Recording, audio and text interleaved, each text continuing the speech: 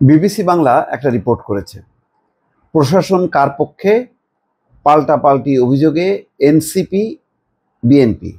দেখেন, সরকার পরিবর্তনের পর অর্থাৎ 5ই আগস্টের রাজনৈতিক পট পরিবর্তনের পর তখন লক্ষ্য ছিল প্রশাসন থেকে যত আওয়ামী লীগ আছে বিভিন্ন জায়গায় তাদেরকে খুঁজে খুঁজে বের করে ওএসডি করা, তারপরে একেবারে বাধ্যতামূলক অবসরে দেয়া, চাকরিচ্যুত করা, তাদের বিরুদ্ধে অভিযোগ থাকলে কারাগারে ভরা, এই কাজগুলো তো হয়েছে। তার মানে আওয়ামী মুক্ত করার কাজ চলছে। এখনো কয়েকদিন আগেও আমি দেখলাম যে বিএনপি বলছে যে প্রশাসনে এখনো আওয়ামী লীগের দোসররা আছে, অন্যান্য রাজনৈতিক দলও বলছে।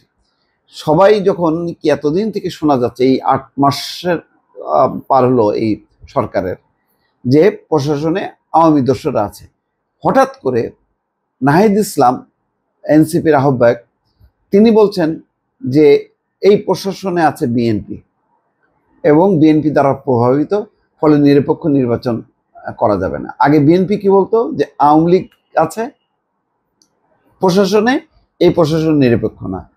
এখন যেই কথাটা মানে বিএনপি এতদিন বলতো আওয়ামী লীগের জন্য, এখন নাহিদ ইসলাম নতুন রাজনৈতিক দল তারা বলছে বিএনপির বিরুদ্ধে, বিএনপির ব্যাপারে। তো এরকমই একটা হঠাৎ এই বিষয়টা নিয়ে বেশ চাঞ্চল্য তৈরি হয়েছে। বিএনপি নেতারা নাহিদ ইসলামের বক্তব্যকে পলিটিক্যাল রেটরিক বা রাজনৈতিক বাগাড়ম্বর বলেও বর্ণনা করেছেন। জুলাই গণঅভ্যুত্থানের ছাত্র নেতৃত্বের দল জাতীয় নাগরিক পার্টির আহ্বায়ক নাহিদ ইসলাম বলেছেন, বাংলাদেশে অনেক জায়গায় প্রশাসন এখন বিএনপির পক্ষে কাজ করছে, তাই এ ধরনের প্রশাসনের অধীনে নির্বাচন করা সম্ভব নয়। গত বুধবার ঢাকায় সফররত যুক্তরাষ্ট্রের 2 উপসহকারী পররাষ্ট্রমন্ত্রীর সঙ্গে বৈঠকের পর সাংবাদিকদের কাছে এই বক্তব্য দেন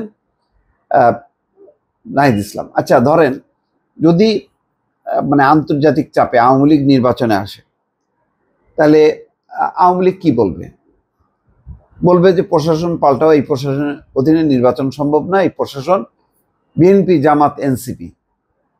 তাহলে কোনটা সত্য? নাহিদ ইসলাম বলছে বিএনপি, আওয়ামী লীগ যদি আসে তাহলে বলবে এই প্রশাসন বিএনপি জামাত দ্বারা বায়াসড, এনসিপি দ্বারা বায়াসড। আবার জামাত যদি এনসিপির মতন করে তাহলে তারা বলবে যে এখানে সেই এনসিপির কথা সুরে বলবে যে বিএনপি দ্বারা বায়াসড, আবার বিএনপি বলবে যে না, এটা জামাত দ্বারা বায়াসড। মানে আসলে একটা জটিল একটা রাজনৈতিক পরিস্থিতি তৈরির এগুলির চেষ্টা ছাড়া, মানে অর্থাৎ সুন্দর একটি সুষ্ঠু নির্বাচনের পথে যাওয়ার আগেই এমন সব বিষয় উপস্থাপন করা হচ্ছে।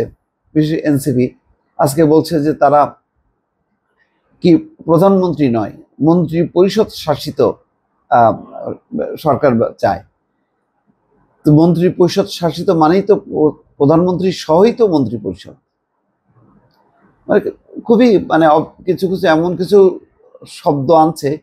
জুলাই গণঅভ্যুত্থানের সময় তাদের কিছু স্লোগান, কিছু কর্মসূচি বেশ মানে সবার নজর কেড়েছিল, কিন্তু এখন এই টার্মগুলো নিয়ে অনেকে বিভ্রান্ত, অনেকে হাসাহাসি করছে, অনেকে মনে করছে যে এগুলি আসলে কথার কথা, একটা কথা আনতেছে, দুদিন পরে আর একটা কথা, তারপরে আবার আর একটা কথা, এইভাবেই চলছে।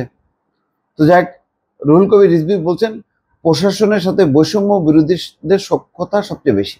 এখানে তো বলাই হয়েছিল যে সব জায়গায় বৈষম্য বিরোধীদের রাখতে হবে, প্রশাসন, তৃণমূল থেকে শুরু করে সব জায়গায়। এইটা হলো আনুষ্ঠানিক এরকম বক্তব্যও আছে যে সব জায়গায়, যেমন কমিশন যতগুলো গঠন করা হলো, সব কমিশনে 2 জন করে ছাত্র প্রতিনিধি আছে। প্রশাসন লেভেলেও প্রশাসন খোঁজে এখানে সমন্বয়ক কারা, সমন্বয়কদেরকে নিয়ে বৈঠক করতে হবে।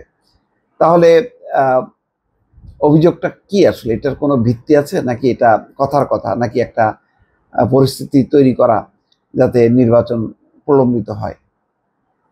দর্শক ভালো থাকবেন, আল্লাহ হাফিজ।